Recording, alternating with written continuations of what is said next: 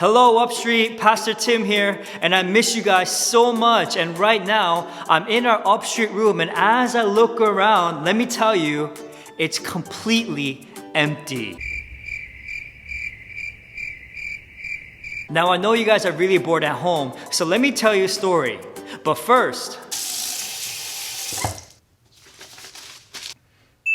a long time ago, there was a father who had two sons, and the younger son went to his dad and asked for his share of his money. Dad, give me my money! But here's the thing, the younger son was not supposed to receive this money until after his father died. But the younger son kept demanding and kept asking this money from his dad, and the father eventually gave his money away to the younger son. And so the younger son took all that money and he spent it all on food and drinks and all the toys that he could buy. But then there was one big problem. And over time, that younger son started to eat the same food as pigs. Gross. He was running low on food and he spent all of his cash.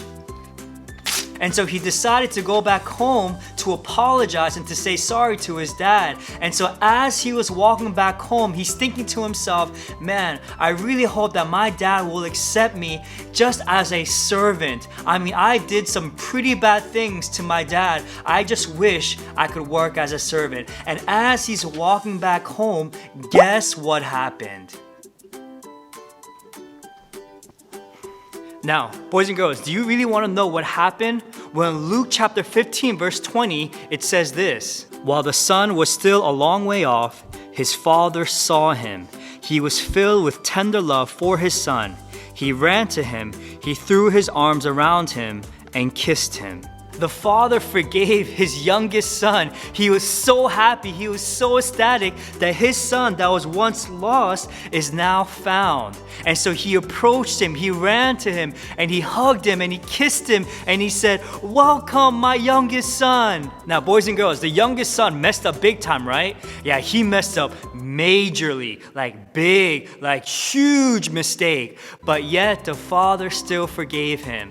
The dad didn't yell at him, he didn't complain to him, he didn't judge him, but he simply said, "Welcome home, son. I love you, and now you are back home." Boys and girls, we all mess up, right?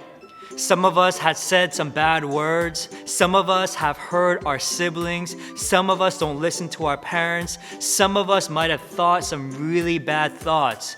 And that's because we all make mistakes. We are all broken. And the Bible tells us that we are all sinners. We are all like sheep that were lost. But here's the good news.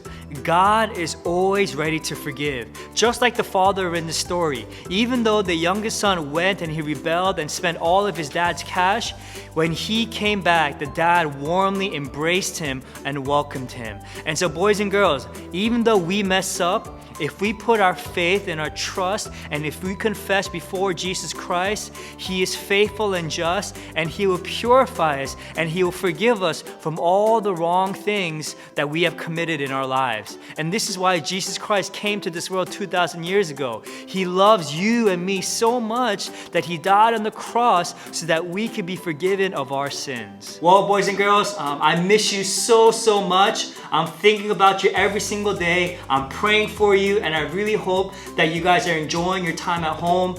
Do your homework, make sure you don't watch too much Netflix, and spend some time with your family. But I really hope to see you guys soon so that we can have a huge celebration. Again, I miss you guys, and I hope to see you soon. And with that said, Pastor Tim out.